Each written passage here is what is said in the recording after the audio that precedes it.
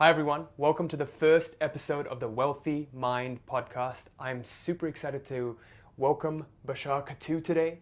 Bashar had such an inspiring journey, it's insane. I've seen you, I think we met when you're doing around 50 to 100 grand a month in your business, and I've seen him go from 50 to 100 grand a month, low seven figures, high six figures, to rocket up within a couple of years or a year even to 8 figures. So Bashar runs his own Amazon FBA business, but he has an education side to it where he helps regular everyday people gain lives and gain freedom from their corporate shackles by starting up their own Amazon FBA businesses. So Bashar, thank you so much for driving all the way from Miami to Fort Lauderdale. I'm super excited to have you here today. Yeah, I appreciate it, man. I appreciate you having me. Thank you. So, as many of you guys can probably see, this is our very first episode, so I'm super excited to have Bashar on as the first guest. But what I just initially want to ask you is, why did you get started off with entrepreneurship? What made you become an entrepreneur? My first inspiration was my father. So he was the person who was my role model, first role model. Mm-hmm. So he was a successful entrepreneur back home in Iraq. He owned the second largest clothing factory in Iraq. And when I was little, the way that I would imagine him, or the way that I would envision him in my mind, it was always he was a mover, he was a shaker, he was someone that the community respected. And people came to him for advice, and that really, it felt really good to see someone so close to me that I can look up to and touch and feel, and that felt good. And so for the longest time, I just wanted to be like my dad. Yeah, that's amazing. I wish I could say the same. Dad, if you're watching this, I apologize. But so you looked at your dad, and that's who you wanted to be like. What was your first entry into entrepreneurship? Because I know it was in this education business, and I obviously know the answer, but I want to hear from the horse's mouth. Yeah. So that's a good question. No one has actually asked me that before. Okay, got to do some thinking about that. Well, first of all, when I came to America, so this was in 2006, and prior to that, so I was 16 years old when we migrated to the U.S. And prior to that, I don't think I had a thought of entrepreneurship in mind, but I did know that I was destined for something big in life. I didn't know what it was. I didn't know how. I could have become an astronaut. I could have become a doctor. I could have become anything. It wasn't entrepreneurship, you know?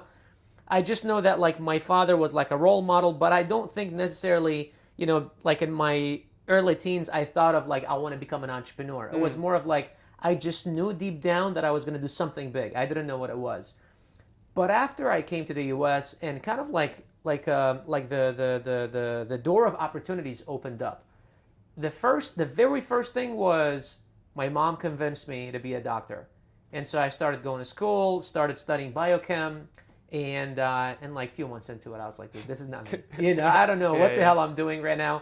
I still remember I would be sitting at the library, and a fly would go by a mile away, and I would just turn around. And then for the longest time, I thought I really had a problem with focusing. And then for the longest time, I also used to call myself a procrastinator, because I would literally not do my homework until the night before, and I would always be like, why am I doing this? Why am I up until 1 o'clock in the morning doing homework where, I got the homework assignment 2 weeks ago, Right. But it wasn't that I was uninspired or that I was a procrastinator. I was just uninspired because the thing that I was doing was not inspiring me. And that's the reason why a lot of times now when I see people putting labels on themselves or putting labels on other people, I always am very cautious with that, because you have to really look at the entire situation and figure out what is going on and why you're not getting the result that you want. Because it's oftentimes it has to do with the thing that's not interesting to you. It's not the fact that you're lazy or you're a procrastinator or you're this or you're that. Right. So after I came to America is when I really realized that, okay, there are so many things that I can do. I think it was around 2008, so I was about 18 years old now. My father was about to be coming to the U.S. because he came a few years after we came to America. And he was like, hey, what can we do there as a business? Like, he didn't speak the language, nothing. I mean, I didn't. Right. I was only just a couple of years ahead of him here. And I started looking into like franchise opportunities. And I still remember I would like literally drive around, and I would like have a notebook next to me, and I would write down anything that I could see, like a McDonald's, a Subway, whatever. And one time I even went to a 7-Eleven like franchise seminar or something like that. There was like 30 people in there. I was 17 or 18. Yeah. And everyone was like 40 years old or whatever. And the facilitator came to me and was like, how old are you? I'm like 18. He's like, you do realize that you can't open a 7-Eleven unless you're 21, right? I was like, oh shit. Okay. I didn't know that. But that's when I started getting a taste of like what entrepreneurship would look like and started actually becoming very interested. I was around like 18 years old or so. Got it. Yeah. So how did you go from that to like your first business? Yeah. So for the first like 15, 16 years of my life, we looked very wealthy on the outside, but we were cash poor. Because my father, so again, my dad in like the 80s, early 90s, he was probably worth like tens of millions of dollars. Mm-hmm. And then the Gulf War on Iraq happened in 91. Yep. And the Iraqi dinar went from like $1 dinar equaling $3 to $1 equaling 1,200 dinars. So my dad's net worth literally went from like tens of millions to zero overnight. Damn. And so his business shut down. And for like 10 years, we had no cash flowing business. It was just, he had properties, he had acquired properties because he had wealth and he had bought things.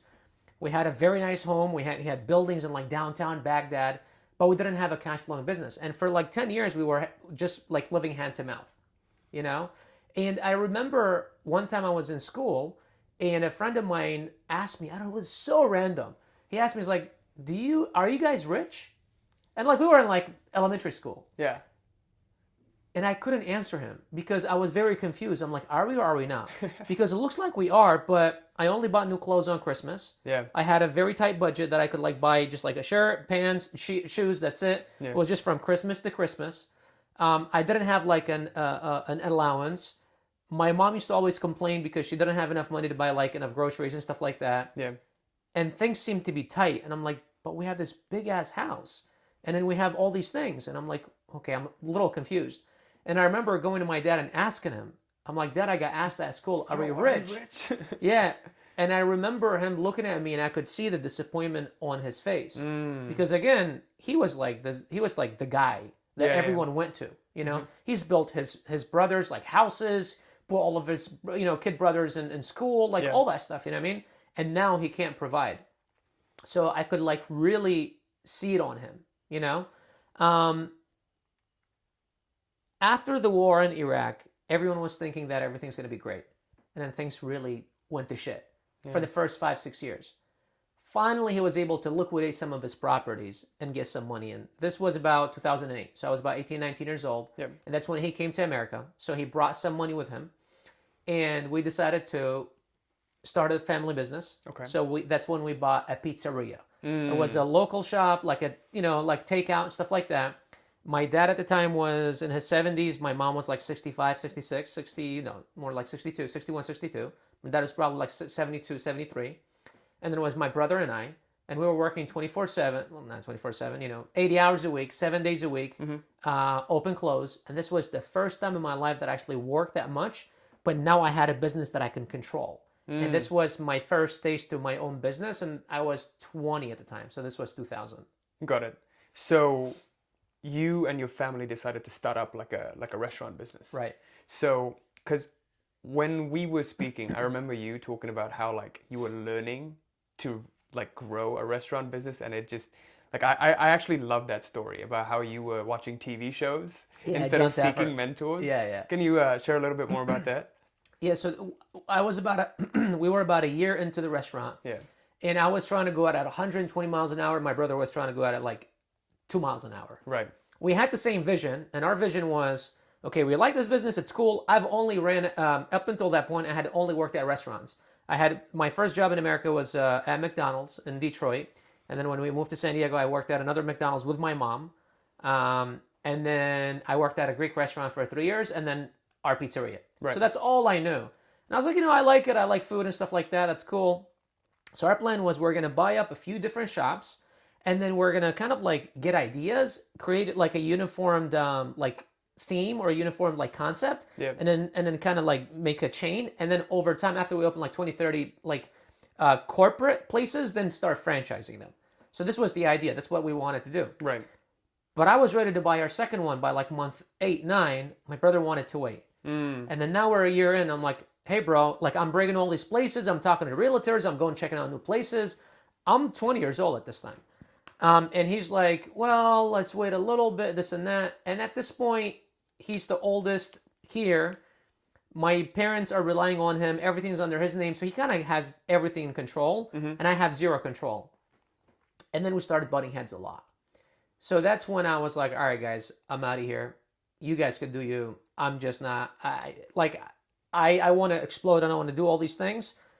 But you guys don't want to evolve or don't want to do anything. Like, that's not what I want to do, At that point, again, my dad had liquidated some more properties. To that point, I was born in 1990. Yep. My older brother was born in 81, 9 years apart. My sister is 72. My oldest brother is 67. So there's 30 years between me and my oldest brother. Right. All the older ones were born into wealth when my dad had it all. Interesting. I was the only kid that was born when shit really just hit the fan. You know what I mean? Right. I feel like, I haven't confirmed this, but I feel like my dad felt obligated to provide me the kind of life that he provided to my other siblings. Right. So when this whole thing happened, he transferred $200,000 into my bank account. And he said, this is your college fund. Your mom wants you to become a doctor. You want to become an entrepreneur? Do whatever you want. I trust you. He just sent you $200,000. He just sent me $200,000. And this was the last $200,000 he had. Got it. As a family, we had the business that was generated like $7,000-8,000 a month. Yeah. We weren't really spending we were saving $3,000-4,000 a month from that business after all of our expenses. But this was the last money he had. He sent it over to me. He said, "Do you? Damn. I trust you." And I was like, "All right, I'm." How old were you at that time? 23, 23. Imagine being 22, 23, and just your dad just being like, "Yo, here's $200,000. Yeah. Make sure you use it to go to college." Yeah. Well, he said, do whatever you want. He said, either become an entrepreneur or go to college, right? And become a doctor like your mom wants you to do. And I had a decision to make, man. And it was just not school. I changed my major like 6 times in like a 2-3 month period. I just couldn't find something that I can resonate with, but it wasn't that. I was uninspired. And that's when I decided to go into, hey, I know restaurants, I'm gonna go into restaurants. I was like, if I could eat, party, drink, I was 23, I was going out all the time, and make money at the same place, like, holy shit, hell yeah. This is like, that's all I need, right? So I found a place that had like a big opening so I can do like a dance floor and stuff like that. And rundown restaurant, used to be called the 67 Bar and Grill. It was on the 67 freeway. And that thing was run down.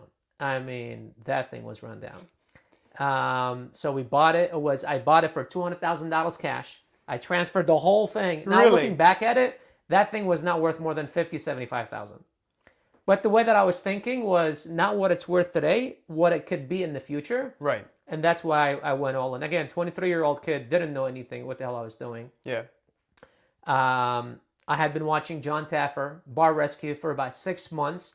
Taking notes. Every time I watch, I take notes. I'm like, all right, so this is what he does. He brings a mixologist. He brings a chef into the kitchen. He does this. Wait, so that place had a liquor license and everything? Yeah, no, it was a bar. It was a running restaurant. It was a running restaurant and bar. Yeah. And that's the other thing. It's that just the liquor license was worth about $85,000 at that time in San Diego. But how much it was generating, you wouldn't buy that place for more than $50,000-$75,000, right? Makes sense. So I was like, all right, that's fine. I'm probably overpaying by $50,000-$75,000. That's cool. I know the potential, right? And I've got the knowledge that I can implement here to get it to where it needs to go. But I was very wrong. So what I think I don't know if you told me this or I was reading one of your emails that you sent out, but I think this brings us to the importance of proper mentorship. So what was your attitude towards getting mentors and paying for mentors? Because I know it's radically different now. Well, first, I don't think I knew about the term mentors, or I understood what that meant. At the time, what I probably knew was consultants, right? And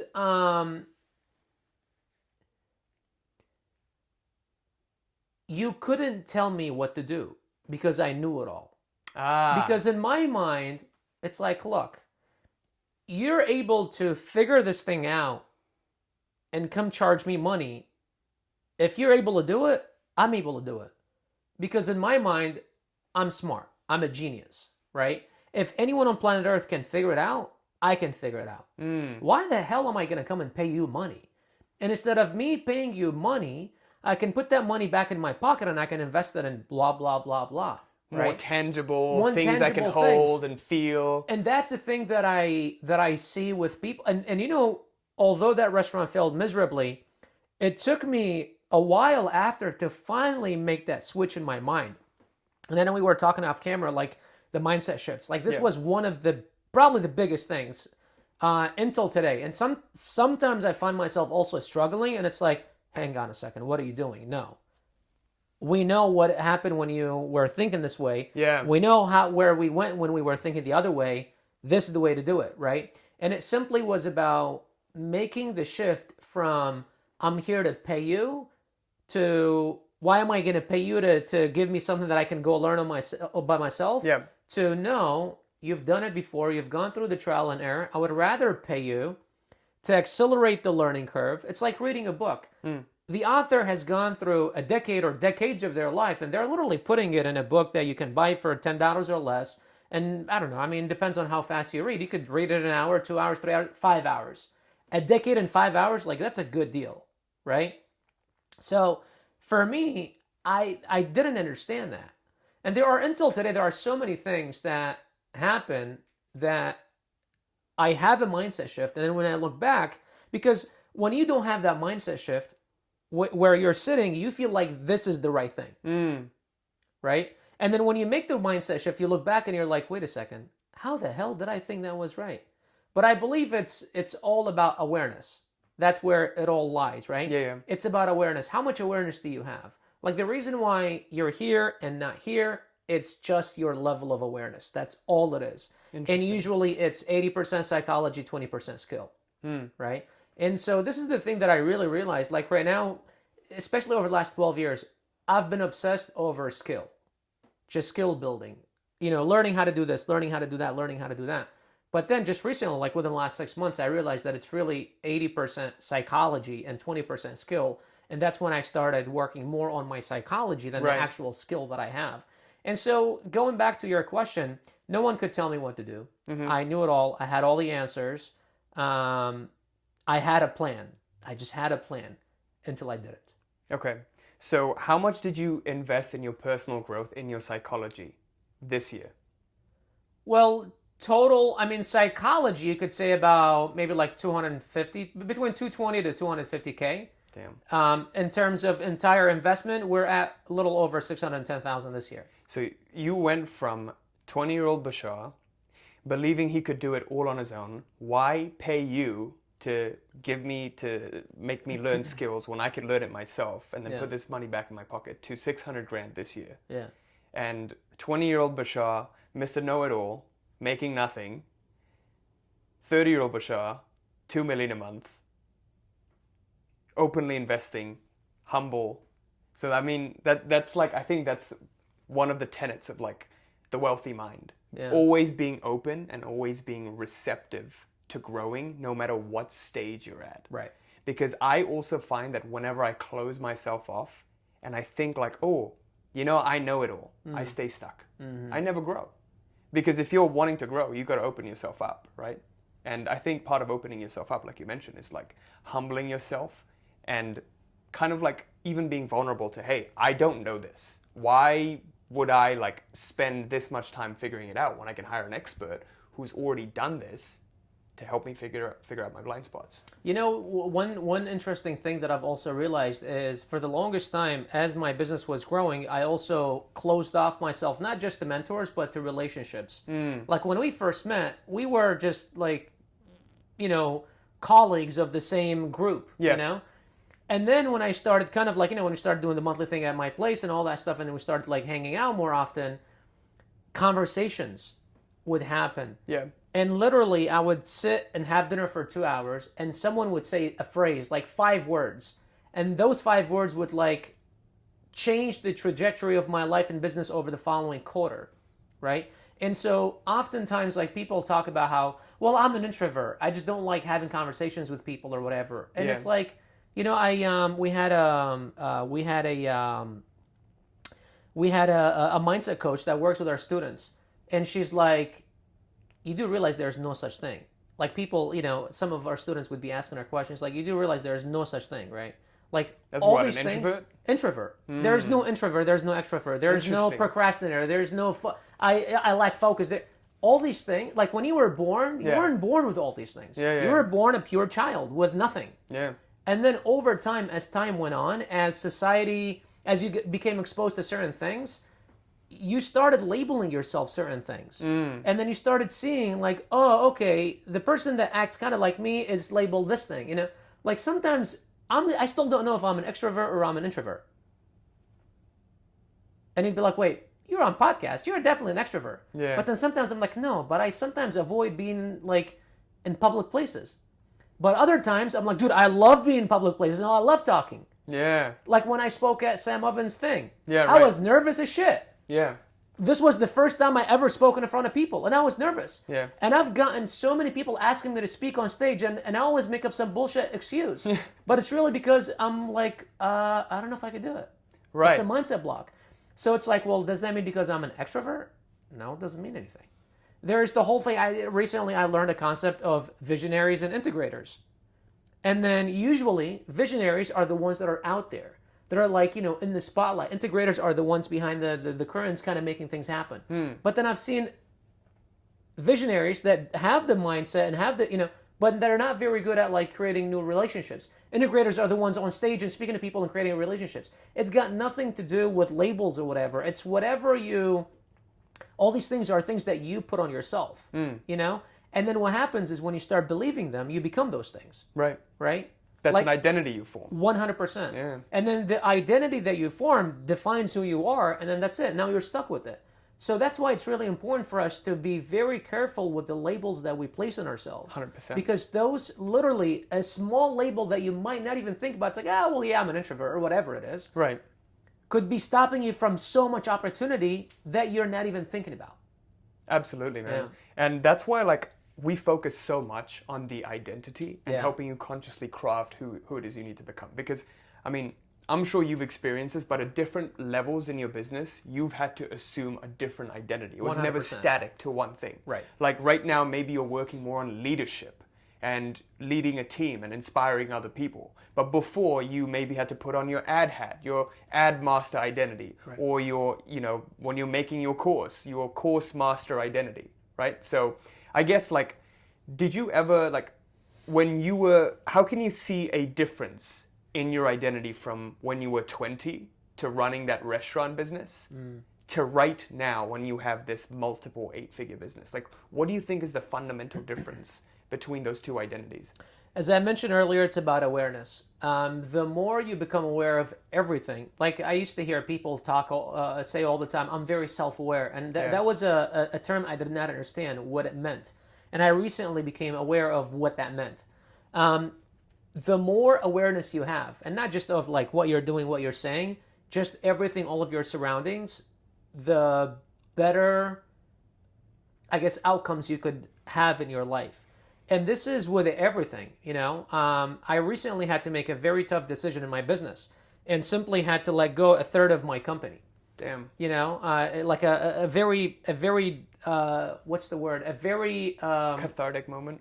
Yeah, and it was like something that the entire company depended on. It was a branch of the company that the entire company depended on. And for the long, like this decision needed to be made about 4 months ago. The reason why it took me 4 months, because in my mind, I did not think that I can do it without that branch in the company or without the people in that branch in the company. Right. Right. And then all that needed to happen, and it was for the longest time, I was just like, dude, I can't. And then I was like putting up with it. Well, we'll fix it. We'll do this. We'll try that. We'll, and then I was like trying to take the punches and then just be, it's okay. We'll make it work. Yeah. And literally it happened over a weekend that I made a mindset shift and I made an identity shift pretty much, where I went from I got here because of this to I got here because of me. I built this, I can build something else. Cut. Move on. I woke up the next morning feeling like a mountain was lifted off my shoulders. Right? And it all started from within. And this is where one of the reasons why I love Tony Robbins and his teachings, because the thing that he always talks about is that the reason why we start business, the reason why we get into a relationship, the reason why we have sex, the reason why we have children, the reason why we go on vacations, the reason why we do anything in our lives, it's because we want joy. We want happiness. We want fulfillment, right? But oftentimes we're looking for things out there to bring this joy to us. We want a bigger house, a nicer car, more vacations. We want a prettier partner. We want this, more behaved children, whatever. Yeah. But really, the fulfillment and happiness always comes from within. Right. And if you're able to find that in every single situation, you can accomplish anything that you want in your life. Right? 100%. And this is the one mindset shift that I literally had within the last 6 months, because I was also always looking for external things. And I was very proud in that I'm the type of person that's very humble. I don't like to spend things on luxuries. I don't like to buy expensive stuff. I'm very I'm very, very simple, But still, I was still putting expectations on certain things. And if these things don't perform, behave, or show up that way, then I would be miserable. And then that your happiness was reliant on other people or something else. Right. Going based on my version of perfection. Right. Right. But then when you stop and say, okay, well, this is my version of perfection, but what is that person's or that thing's version of perfection? Yeah. To them, that's perfect. Right. So how can I live? How can I coexist with that thing the way it is and still find fulfillment within myself? Right. Yeah. And when you're able to do that, life, you kind of have a different perspective on life. Life kind of changes colors, kind of like a new filter that you've never seen before. It's pretty cool, actually. Dude, this is such a great topic and we could go on forever, but before I do, I want to fill up the gap between restaurant 20-year-old Bashar and starting up your own education company, starting up your own Amazon FBA business, Bashar. So how did your restaurant business actually unfold and what happened to it? Why did you leave it? Why did you decide to start something else? Well, I didn't leave it. I mean, I got kicked out.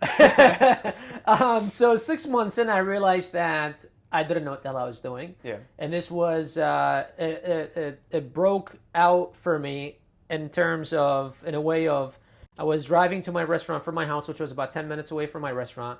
I got a call from Trish. Trish said, hey, Bashar, the bank just called. They said the check bounced. I was like, check bounce? What do you mean check bounce? There's plenty of money in the bank. There's definitely not that. Well, is there something wrong with was your name not spelled correctly? She's like, no, they said it's insufficient funds.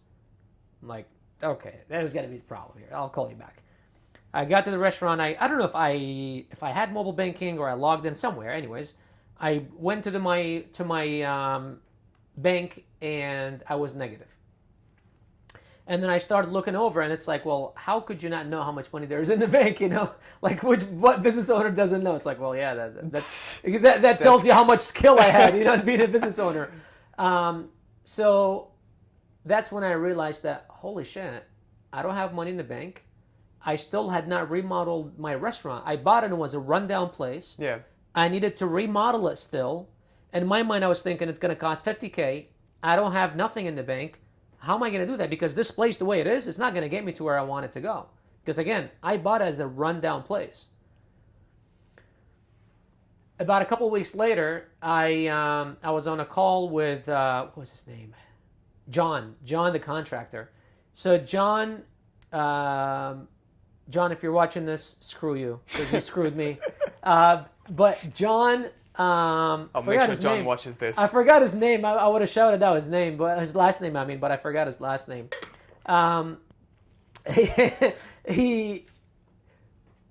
So I got a call. It was 10 o'clock at night after we closed, and we were going to go over our budget for our construction. And I was expecting $50,000. So after about 30 minutes of him taking me through the budget, it was $235,000 to remodel the place. And with credit to him, it needed that much. Right. In my mind, I that was really run down. Yeah. Oh, dude. I mean, the bathrooms. You walk in, there's a toilet, there's no stall. There's like holes in the wall and stuff like that. It was like a really bad place. That's crazy. Yeah, it was like a biker's bar. It was like really bad. Then it's all right, I suppose. Yeah. And so that's when I truly realized that holy shit, I'm in trouble. Yeah. Anyways, fast forward, we remodeled the place. Wait, so you forked over 230 grand? No. I picked up a hammer. That's what happened. No, you didn't. Yeah. So I created a crew. My brother and my cousin, and then 2 of our cooks, every night. So for about 3 weeks, what we would do, 3 to 4 weeks, what we would do is we would close the restaurant, remodel overnight. I would send everyone home, and then we would open. 3 times per week, I went 2 shifts with an overnight remodel. So 2 nights per week, 3 times per week, I would work 48 hours, no sleep, at the restaurant. So I'd go open, close, remodel, clean, open, close, go home and sleep. Dude, that's crazy. Right. You're no stranger to hard work. No. And for the whole 3 years that I had the place, I was working about 120 hours a week. That's like insane. This was like normal. I was working between 16 to 19 hours every single day. And so I learned how to lay tile. I learned how to frame walls. I learned how to set slabs of concrete. I learned everything. My best friend was YouTube and my cousin because he worked in construction. And we just made it happen. Right. We needed like a bunch of permits and stuff like that. I'm just like, screw that. Cover the windows, remodel overnight. No one's gonna know what's going on when we wake up. No one's gonna know what happened. And we made it happen. It cost less than $50,000 actually, but we made it happen. So even after the remodel, I still remember the first day of our remodel, we had 2,700 people come through the door. Because that place was so run down for the longest time that the town, it was like a small town, everyone knew everyone. The town was so excited that something new was going to come up. And honestly, we did a great job. It was like one of those like rustic places where you could tell that it's very rough. Yeah. And like kind of like your cousin and brother put it together. But you could feel the love, It was like literally we would take, these fence planks. Yeah. We took fence planks from our walls in the back. And we put them on the bars, and we painted them, and like did like all these cool designs. We created benches from them. We did all this cool stuff that was like very like scrappy, but it was so cool. We gave this like awesome feel. And until today, I still think the concept in my mind is probably awesome. So it was a country town. There was a rodeo right across the street. In San Diego? In San Diego. It was East San Diego. What I wanted to do is I wanted to bring country and give it also a like a futuristic theme. So I wanted to bring like old and the new together. Yeah. And and I came up with the name the Bucking DeLorean. So let me explain. We had the second mechanical bull in San Diego County. So we had a mechanical bull. There was a mechanical bull inside your Not restaurant? inside, it was outside. Okay. Yeah. So in my mind, what I wanted to do, because I wanted to bring back the old, like the Western and stuff like that, and I wanted something in the future, I was like, oh shit, Back to the Future. The movie. The DeLorean. Yeah. That's what I was thinking. I was so like, the Bucking DeLorean, what we were going to do is we created the frame of the DeLorean that we were going to put on the back of the bull. Right? Stop. But then we ended up putting it in the bar. And it was super sick. So you'd come and you sit at the bar and there's a back of the DeLorean sticking out of the bar. It was sick and it had like, like fog and stuff like that. And like the back lights would like turn on and stuff like that. I had this like crackhead electrician that I found down the street that came and like would put it together for me. But dude, I'm telling you, it was so creative. It got put together so awesome. Yeah. But I had zero knowledge in operations. Got it. Zero. Okay. My mind was walls, cool stuff and all that Shiny stuff. objects. Shiny object stuff. but you would come and order a burger at 2 o'clock in the afternoon and it would take an hour. Damn. And your break is an hour. I need to get back to work. You know, I sucked at operations. I sucked at the day-to-day stuff. I didn't know that. And because I was a visionary, I needed an integrator. Right. If I had found a partner, if I didn't have an ego, like now looking back at it, what I really should have done is I should have partnered up with someone that knew restaurants, that knew how to run restaurants. With my crazy ideas, we would have made it a success. Right? But again, too big of an ego. Fast forward, April 28th, 2015, was 5 p.m., was a Tuesday or Wednesday. I left to go pick up my girlfriend, who's now my wife, 5 p.m., so no one can say you burnt it overnight and stuff like that. I got a call from John. Hey, boss, the kitchen is on fire. I'm like, all right, well, put it out. How bad could it be? It's like, no, you don't understand. We're all outside. The fire department is here. So I texted my girlfriend, like, hey, you can't make it. Drove back. Smoke out of the roof, like 5-6 fire engines outside. Trying to run inside, no one is letting me go in, and they're like, dude, the restaurant caught on fire. That's like, fuck insane. me, caught on fire. This is 5 p.m. during like business hours. Yeah. There was literally a full bar, there was people in the kitchen, and we had old pizza ovens. There was a gas leak, caught on fire, caught up with the boxes and stuff like that, and then just took off, and then they just couldn't stop it, and the whole kitchen went. 4 months prior to that, I had stopped paying insurance. No. Yeah, so because you have first it was a historic building. Okay. Second, you have a bar, and it was a big place. It used to hold like 250 people. So your insurance goes up, and then you need like this $2 million policy, this thing, this, that. I was paying like $1,250 a month. And I was paying it for like 2.5 years, and I'm like, dude, I'm paying all this money. I could and I had like debt piling up everywhere, and I'm like, well, I can pay this guy, I can pay that guy, I can pay that guy. I'm like, what the hell is the worst gonna happen? Right. 4 months later, the kitchen caught on fire. Of course it did. You know, if it didn't, dude, I would have made out so freaking big because I would have remodeled the whole place. I would have probably gotten so much money from insurance, you know, and I would have like really taken care of stuff. But my landlord, who now I was like 3-4 months late on rent, he's like, all right, fuck it, this is it, and just like get the fuck out of here, and then sued me for the remaining of the lease because it was a 5-year lease. We had like 2.5, almost 3 years into 2.5 years. And there was another 2.5 left.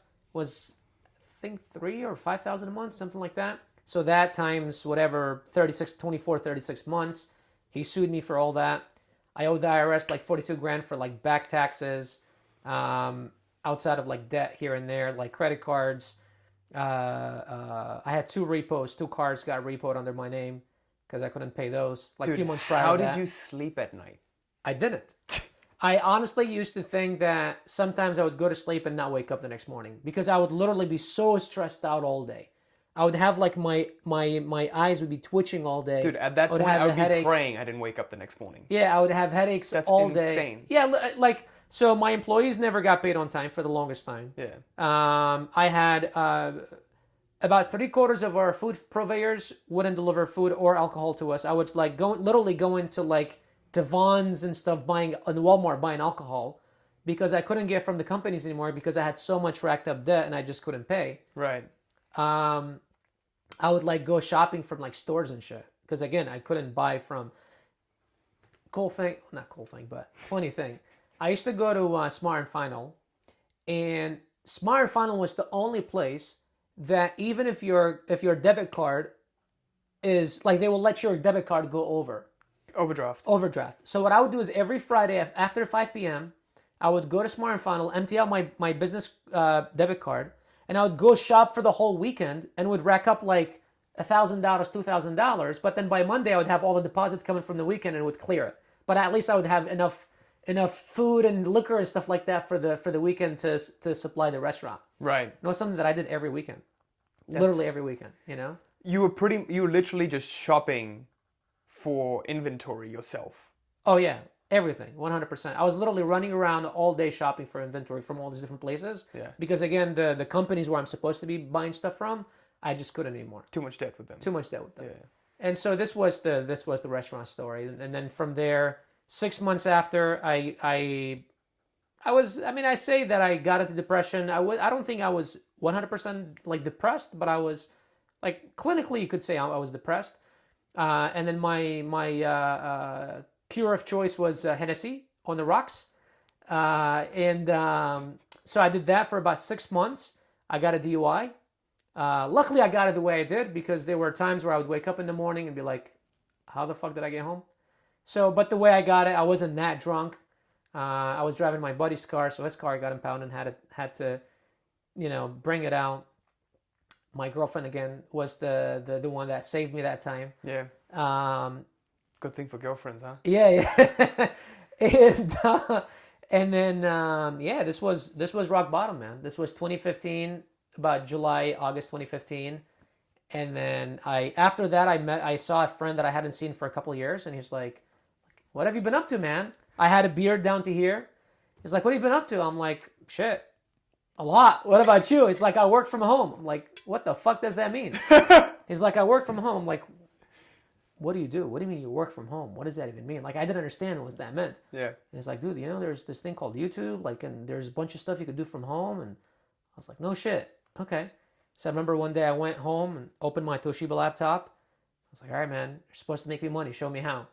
And I just started searching all kinds of shit. And that's when I came across Amazon FBA. And this was late 2015. Damn. So what happened up until that point with all the debt, all the back taxes that you owed the IRS and everything? Nothing. So you were still in that position? No. Right now? No, not right now. Oh, yeah, but then, in 2015. Oh, yeah, hell yeah. This would take about 3 other years to actually clear everything. Dude, until about a year ago is when I got my first credit card. I literally had like multiple 7 figures in the bank, and the bank wouldn't even give me a credit card because my credit score was so shit. And because you know how like things stay on your credit for 7 years or something like that. Oh, that sucks. Well, I had two repossessed cars. I had like charged off credit cards. Although I had paid them off, they still they dinged my credit. So literally up until about a year ago is when I got my first credit card after like almost a decade. Dude, how did you get how did you lease a car? When I got married, she came with a car. so that was that. And then we drove a Honda Accord for like a couple of years when we first got married. And then after that, we got you had a Bentley or a Rolls Royce. A Bentley. So I bought that cash. Okay. Yeah, because I couldn't finance. But dude, that's a whole nother story. Why that even was a thing. And then we got another car that we leased under her name. Okay. And then now our car I leased. So that was a different story. Okay, so 2015 you basically get into the world of online businesses. At that point, how do you go from that Amazon FBA to starting up your own coaching business? So December 2015, I had found out about this thing called arbitrage, where you can buy stuff at a store and then sell them on Amazon for a profit.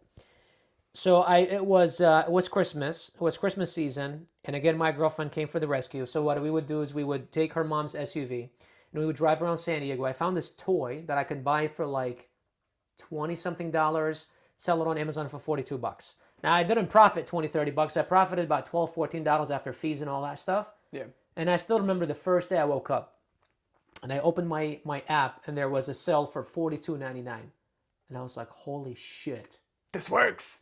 I made money while I slept. To me, that was a concept that I couldn't understand. Yeah. Because, I know now it's like, oh yeah, don't even think about it. But it's like, dude, to be able to make money while you sleep, it's stupid. It's literally stupid. Yeah. Because for me, it's like I had to shop for the food, store it, clean it, prep it. That's a whole new world. Clean after the customer to make a $10 sale on a sandwich and a beer. But now I'm making a $10 profit in my sleep. My mind was blown. I was like, all right, if I could do it once a day, how could I do it 5 times a day? How can I make sure I may do it every day? Okay, once I did that, it's like, all right, how do I do that with multiple products? How do I do that now? And then I started just doing the math, and it was like, holy shit. But then what happened was that concept became very not scalable because I was driving around stores all day long. And then there was one toy that after December, people weren't buying it as much. And I was like, well, holy shit. It took me I don't know, maybe like 2 months to find that toy. And it's like, well, shit, every 2 months I'll find one product and it'll sell for a month, and then I don't have unlimited supplies. It's like, and then I started going and then I found out about Alibaba, and I found out I can talk to manufacturers. I'm like, hey man, can you manufacture the same exact toy for me? It's like, yeah. So I got the sample, and then I showed it to my wife, and she's like, well, girlfriend at the time. And then her cousin or someone was like, hey man, you can't do that. I'm like, fuck you mean you can't do that? It's like, well, you can get sued. I'm like, what do you mean? It's like, well, you're selling someone else's product because I manufactured it the same. Like, was a fake one. Oh, they just literally copied They it? copied the whole thing. Oh my but God. I wasn't thinking that way, you know? And I was Yeah, like, yeah. all right, well, fuck. I guess I got to go to the manufacturer, like to the actual company. And I could not get to them. I tried to go to distributors and stuff like that, and I just couldn't get them. I'm like, all right, there's got to be an easier way. I'm like, wait, I'm talking to the manufacturers. There's got to be something I can do with them I can sell on Amazon. And then I found out about this whole other thing called private label. And I was like, okay, well, that's cool. I know how to get to manufacturers. If I just know what kind of product to sell, they'll make it, and then I'll have unlimited supplies. Holy shit. I don't have to drive around. I can just go to them. You know, they buy it. They ship it directly to Amazon, Amazon stores. I was like, oh my God. Like, dude, when when that thing became real to me, Yeah. that's when I was like, holy shit. Because again, see, I come from a different world. So comparing this experience, like now, kids nowadays look at this and then they're bitching about it. Oh, well, it's taking a month to get to Amazon. Well, Amazon takes 5 days to unpack everything. I'm like, dude, are you fucking serious right now? You make money while you fucking sleep. Do you know what I used to go through to make sales? Like, dude, first of all, I was limited. Yeah. I would be crazy to see a customer walk in before 12 o'clock. Yeah. You know, or someone stay for more than an hour and have more than 3 beers. Like, are you insane right now?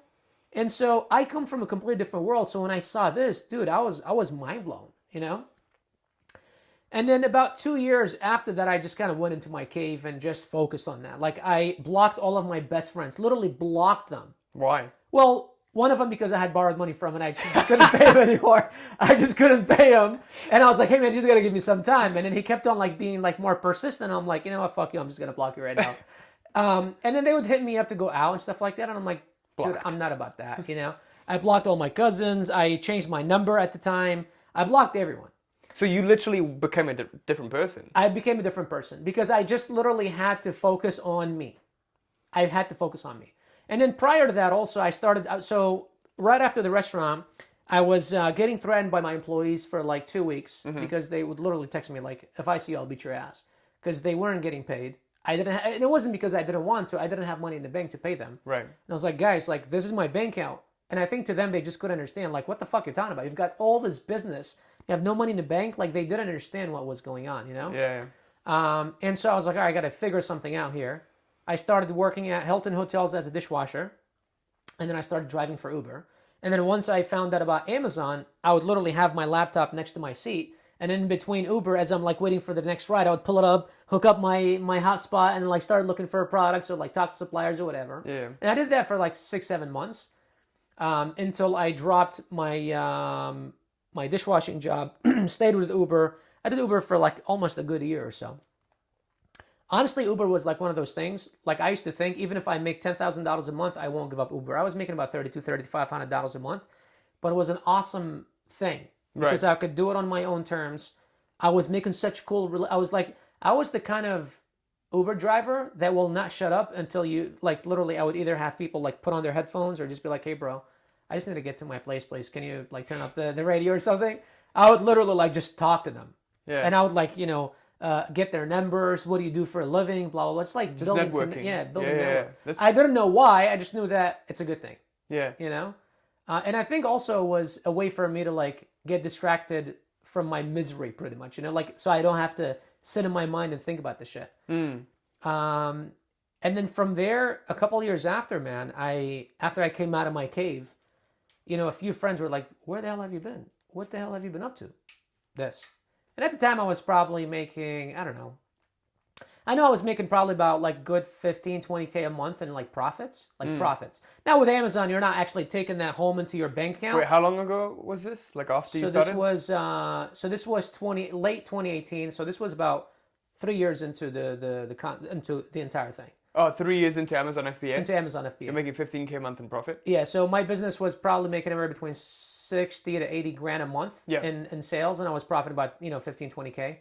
And that's when like people like when I would tell my friends, because everyone that I told thought I was lying.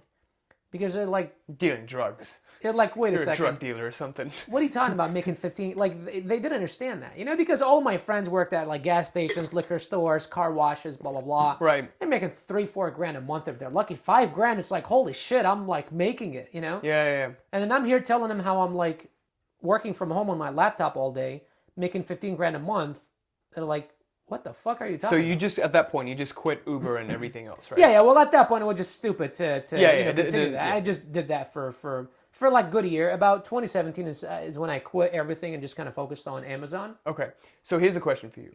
What was the biggest mindset shift from your 20s to like in 2018 when you're making some real money, and you started making 15K a month and 20K a month in profit from the Amazon FBA business? What shift allowed that to happen for you?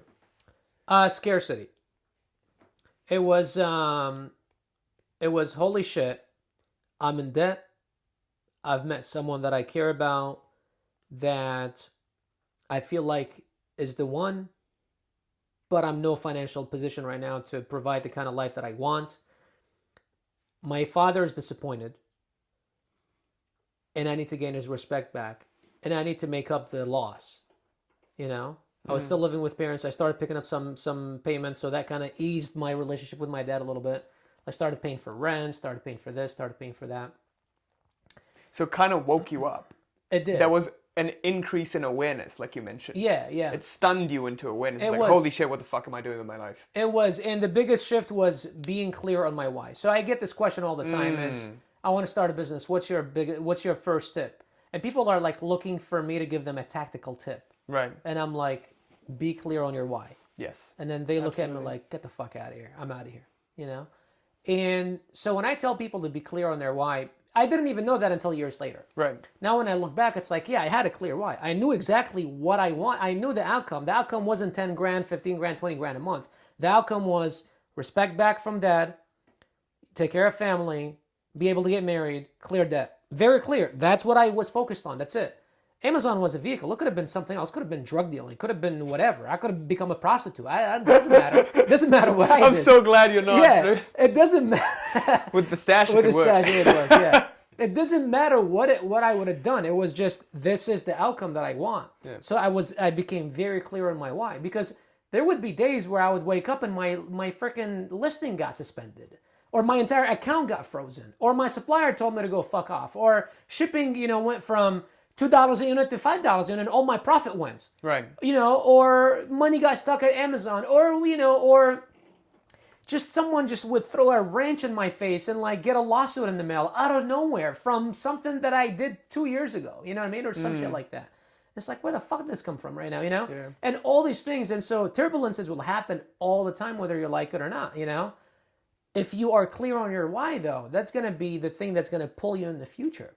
Right? So that's very important that you become clear on your why. So for me, the mindset shift was I became clear on my why. I didn't know it then, but now looking back, and so this is why every time now I want to do something, I become clear on the why, on the outcome. Right. What is it? Right. And usually you don't want it to be attached to you and to your personal benefit. You want it to be attached to something bigger than you. And this is why now with BJK University, I have so much drive that it's like, Thanksgiving, Christmas, whatever the hell is going on, it's just another day in the office for me. And I love it. Right. I wake up, I do my morning routine, I do my exercise, I go to work, and then I just love it, And I'm able to drive others in the same way. That regardless what is happening in their lives, they can still come and show up and do the work and love it and enjoy it because of my vision and because of my drive for them as well. Interesting. It's so interesting you say that, because the first thing we do when we work with our clients, and that's something I realize, is you have to have clarity. And clarity is not just intellectual clarity, like I want to make 15K a month. It's also emotional clarity. Yeah. Knowing why do you want to make 15K a month? Yep. What is it, that thing that's bigger than you? And also, I also realized like when you give, it's much better than just receiving, right? So it's got to be much larger than yourself, like a mission that moves you every single day. Kind of like Elon Musk and his desire to have a colony in Mars. Yep. You know, that's his one metric that he uses. Like, what do you want? Mars. Is this decision going to help me move one step closer to Mars? Free economy? Like, yes, do it. No, eliminate it. Right. That's his one metric of judgment. So it's very interesting that you say clarity and knowing your why was that main shift. Yeah. So 2018, Amazon FBA. How'd you get into coaching? So again, when I came out of my cave, for about good 6 months there, you know, you don't know you're doing good until people tell you. Yeah. And then when people keep telling you that you're doing good, then you believe it. And then when you believe it, that's when you get in trouble. And this is why for me, you know, we're on a mission to impact 1 million lives. And right now, our mission is to fix people's financial problems so that we can allow them the space to think about their passion. You know, people talk a lot about, like, you hear Gary Vee. If you figure out your passion, you'll never work a day in your life. I'm like, go fuck yourself, dude. If I'm in debt and I've got debt collectors calling me, like, how am I going to think of my passion? Now, look, if I picked up a paintbrush when I was 2, or if I picked up a soccer ball when I was 5, and that's different. I've got a skill. I was born with it. But I don't have any of those, you know? Right. I mean, look at me, right? I ain't got nothing, you know? So it's like, I ain't got no passion. I was in debt. To find your passion, you've got to come from a place of abundance. You can't come from a place of scarcity. And when you are struggling to make ends meet, trust me, you're not thinking about your passion. You're thinking of how to put money, food on the table. Yep. Right? How to make sure that you don't have too much month at the end of the month, and that you've got enough money to feed your family. Right? Right. So I was in a place of scarcity. And oftentimes that's good. When your back is against the wall, that's good. But then you get to a certain level, that's when you need to make a shift. Because you're not, like, here's an example. One of our pod leaders, we had a problem. Here's his problem. Our sales reps are making too much money, bro. I can't get them to do follow-ups anymore. I'm like, interesting. It's like, that's an interesting problem to have, you know? I'm like, okay. He's like, I am the kind of guy that wakes up every day thinking that because he was homeless at some point in his life when he had a wife and a child. And he's like, I wake up every day thinking that I'm going to go there. So that's my drive. I'm like, okay, how much did you make last month? Like, it was like 25K or something like that. I'm like, how long do you think this is going to last? Because there's going to get to a point where it's like, you've got multiple 6 figures in the bank. Like, you know, you're not going to become homeless tomorrow. You know, like, it's like, even if you lost your job tomorrow, you know, you probably have a couple years of leeway to, like, figure the next thing out, you know? Yeah. So that's when the mindset needs to shift from, holy shit, I'm going to go, like right now, I know I have enough to last me about 15 years if I do nothing. Literally, if I earn zero income, as long as I keep my expenses the way they are, I have enough to last me 15 years in the bank, right? Now, obviously, I don't want to wait 15 years before I figure out the next thing, you know? Right. But what, like your business too? Like everything? If I decide to shut down all my businesses and I have zero money coming in, as long as I keep my personal expenses at the same level, I have 15 years in the bank. Gotcha. Right? So when I was talking to him and when I was thinking about where I was, I got to a point where everyone was like, dude, you're making 15 grand a month? Like, holy shit. And my mom was like, oh my God, I'm so proud of you. This guy, you know?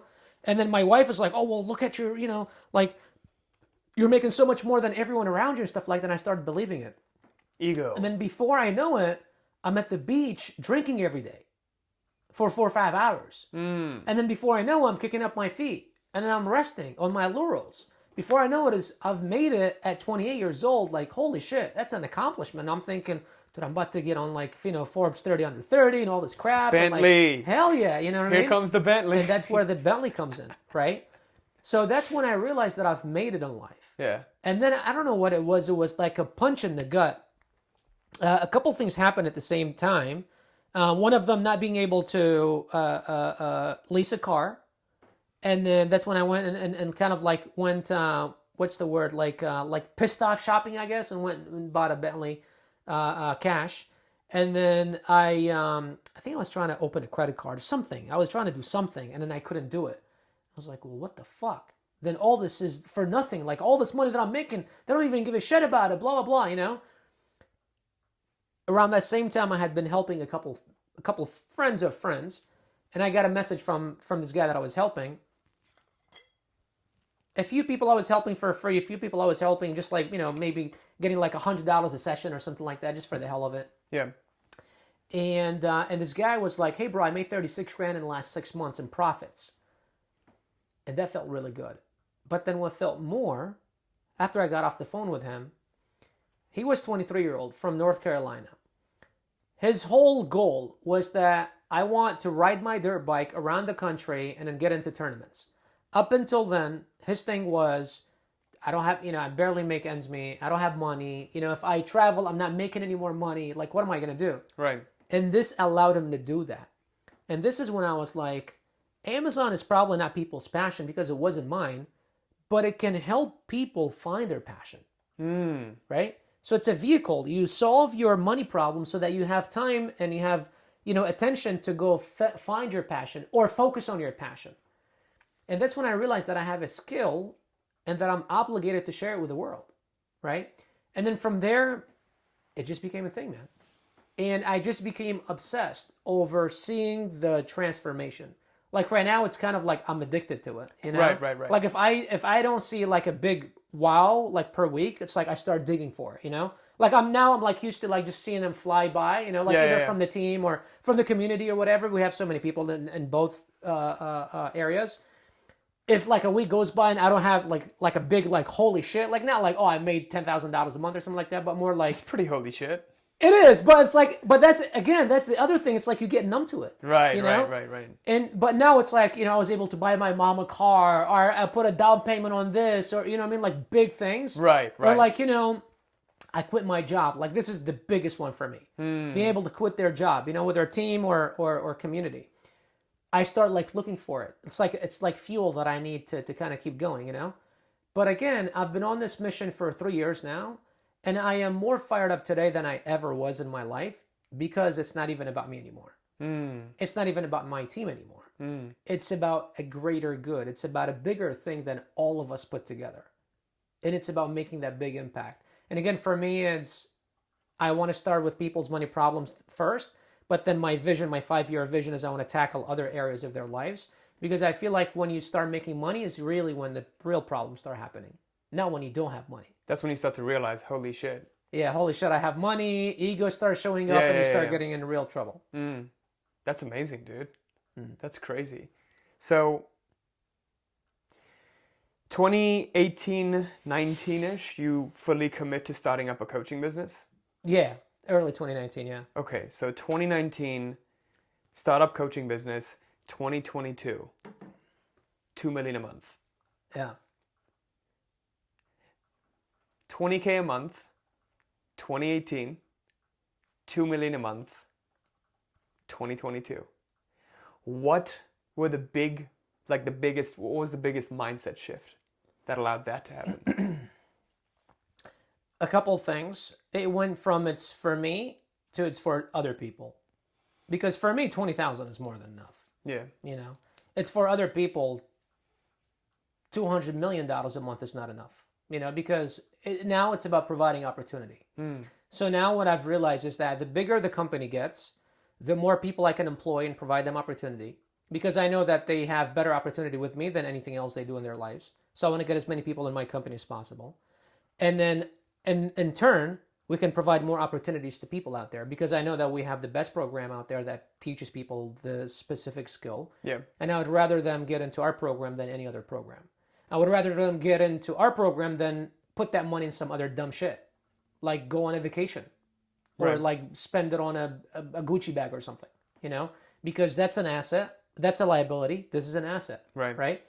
So you can sell a Gucci bag for an asset, right? Dude, it's not an asset. I made the dumbass mistake to buy my wife a Gucci bag in like 2.5 years ago for her birthday. Yeah. I think I spent like $2,700. Until this day, I feel that. Really? Yeah. She wore it maybe like 5 times, and it got scratched up, and now it's just sitting in the closet. It was the dumbest thing that I've ever done in my life. Interesting. Literally. Interesting. Yeah. It's funny you say that because my mom's birthday was in September. She's always wanted a Louis bag. Really? I just bought it for her. Yeah. I bought my mom. Smile on her face. Dude. I bought my mom a Louis bag. She doesn't wear it. Really? Yeah, I don't know why. My mom carries it everywhere. Really? She well, that's good. That's good. So I was very happy about that. Hey, yeah, that's awesome. That's awesome.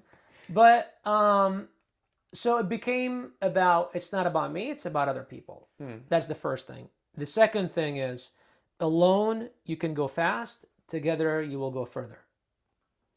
So this is when I realized that I need people. And I need great people. You don't just need people, you need great people. And great people usually either have their own thing or are starting their own thing or are already in a great opportunity. To bring them into your own thing, you got to provide them with an incredible opportunity, number one, because people are opportunists, whether you like it or not. Yeah. Number two, you got to provide them with something that's bigger than you, bigger than them, bigger than everybody together. And once you have that vision created in that culture and that place that feels like home and that thing that drives them, Tony Robbins talks about the pull and the push. He talks about how motivation is something that you need push. It's like you're waking up every day, you're watching a Tony Robbins video, and then that pumps you up. Yep. But then what happens when someone slaps you in the face? You fall. It's like you need another video to pump you up. But if you have something so large in the future that's just pulling you, doesn't matter if this guy smacks you, this train runs you over, whatever happens, you'll get up and it keeps pulling you, right? There's nothing else I would rather commit my life to. That's right. It's pulling you. It's just pulling you. Yeah. And so right now we have such a big purpose that's pulling all of us in the same direction that it's like it doesn't matter what happens today. So, over the last 6 months, we've had pretty turbulent 6 months in business. But we're more excited today than we've ever been. Because we know where we're going to be in 5 years, because we know that it's bigger than all of us, that we know that, this is just part of business. We're figuring it out as we go, and we all believe in it. So that's the most important thing. Yeah, it's like I always tell everyone and also my clients, everything can be taken from a man. It's like that Viktor Frankl quote. Right. I don't know if you heard of it. Everything can be taken from man except his attitude. Right. The last of his freedoms. Yep. So as long as you keep your attitude in the right place, everything goes wrong around you, you're getting pulled by your purpose, getting clear on that. And again, this goes back to that why. Yep. But your why is just getting bigger and bigger. Yep. And it's something even more exciting that you want to wake up and commit yourself to every day. Yep. Yeah. So I think the last thing I wanted to talk about, and you let me know if you're comfortable sharing this. I've seen you over the past 6-7 months. When I met you, you were this old-fashioned chugging monster. To now, you don't drink at all. And there was a significant life event that happened. And, you're wearing right now all black and you keep your life very simple. Your home is very simple. So just in terms of your lifestyle as this 8-figure business owner, how, I guess, let's start with that event, that maybe cathartic event that happened to you. If you don't mind sharing a little bit about that. No, absolutely, man. I share that in every moment and every chance I get. So May 21st was around 1 p.m. was a Saturday. We're walking down Publix, and I started feeling dizzy. I told my wife, I'm like, hey, I'm just not feeling good. It's something weird. It's like, yeah, you're probably hungry. I still remember we were pushing a cart. We had a bag of carrots. Like, here's a carrot. She just literally shoves a carrot in my mouth. And then we're walking, and then 2 seconds later, I'm like, babe, and then everything shuts down. I just feel my body getting tensed up right as everything shut down. The next thing is I open my eyes and I'm being put inside of an ambulance. And then I was told that I had a seizure. And I was like, seizure, okay. But I'm not there, And then maybe 30 minutes later, I woke up and I was in the hospital and then things hooked up in my body and stuff like that. So I had a seizure. First time in my life. Over the following 2-3 weeks, I would sleep 2 hours per day. I was stressed out all day. I've launched 9 businesses, 7 of which failed. I've lost hundreds of thousands of dollars. I've gotten sued. I've been to jail. I've done all this stuff. Been to jail. That kind of sounds cool. I've been to jail. None of this stuff put as much pressure on me as this. And I feel like now looking back at it, it's because when you're dealing with business or whatever, it's a tangible thing. You can do something about it, right? Right. And especially us, we've been doing it for a while. With health, it's I'm 155 pounds, about 5'9", 5'10", so I'm pretty thin.